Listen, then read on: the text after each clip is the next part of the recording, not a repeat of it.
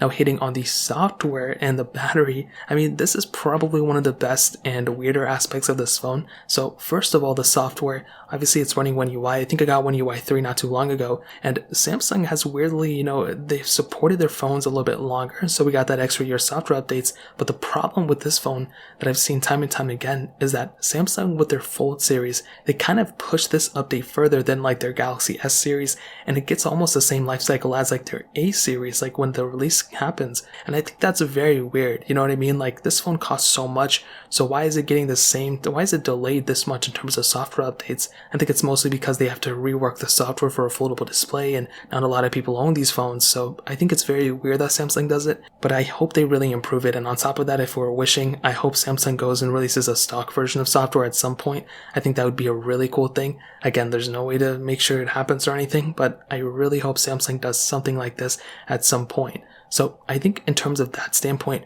overall, it gets a thumbs up for me. I think the software is still pretty good. I just don't like the software versions, and I don't like the software, itself. But I think most people are going to be okay with it, and the fact that it's still getting software support is good enough for me for sure. But the battery size and the life of it was something that was very interesting, because since then we've gotten bigger sized batteries without having a foldable phone. So what Samsung said at this time is that there's technically like 2 batteries inside of it.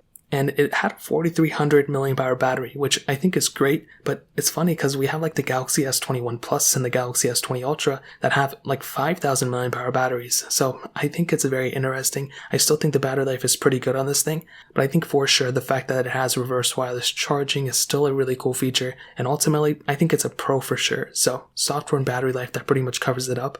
Now when